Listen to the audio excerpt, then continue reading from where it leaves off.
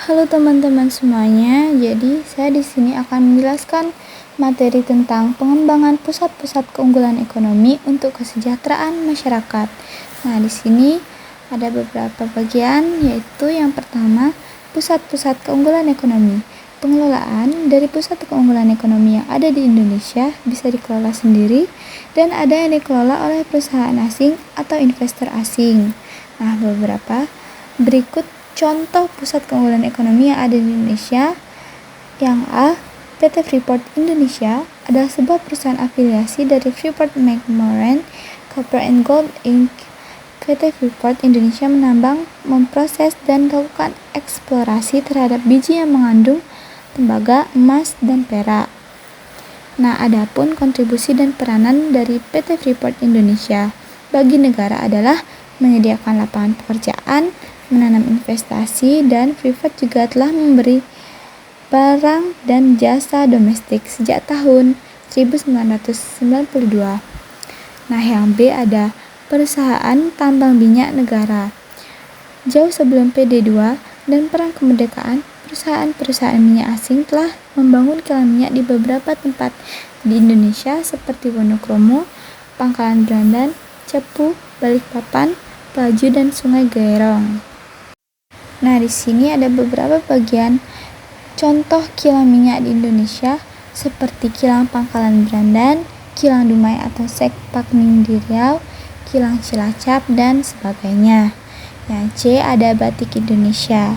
Batik merupakan salah satu hasil ekonomi kreatif yang dikembangkan Indonesia sejak dulu.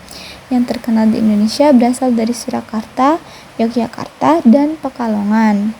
Nah, dilihat dari tekniknya, batik itu dibagi menjadi 3, yaitu batik tulis, merupakan kain yang dihias dengan tekstur dan corak batik yang menggunakan tangan. Batik cap adalah kain yang dihias dengan tekstur dan corak batik yang dibentuk dengan cap, biasanya terbuat dari tembaga. Nah, yang ketiga ada batik lukis, adalah proses pembuatan batik dengan cara melukis pada kain putih. Pewarnaan pada batik tulis biasanya menggunakan serat-serat alami. Nah, yang kedua ada pengaruh pusat-pusat keunggulan ekonomi. Nah, bagiannya itu adalah A, migrasi penduduk. Perbedaan karakteristik ruang dan sumber daya yang dimiliki pada berbagai negara menyebabkan setiap negara memiliki keunggulan ekonomi yang mendorong untuk melakukan mobilitas penduduk. Mobilitas penduduk adalah perpindahan penduduk dari satu ke tempat lainnya. Mereka melakukan mobilitas untuk memperoleh sesuatu yang tidak tersedia di daerah asalnya. Nah, ada migrasi internasional. Migrasi internasional adalah perpindahan penduduk dari suatu negara ke negara lain.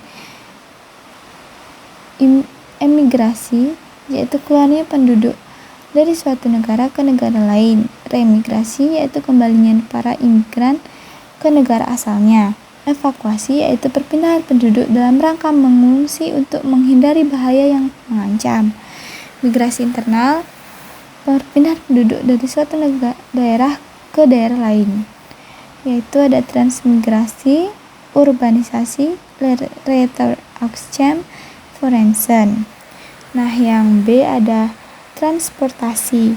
Transportasi adalah proses pengangkutan orang atau barang di satu tempat ke tempat lain.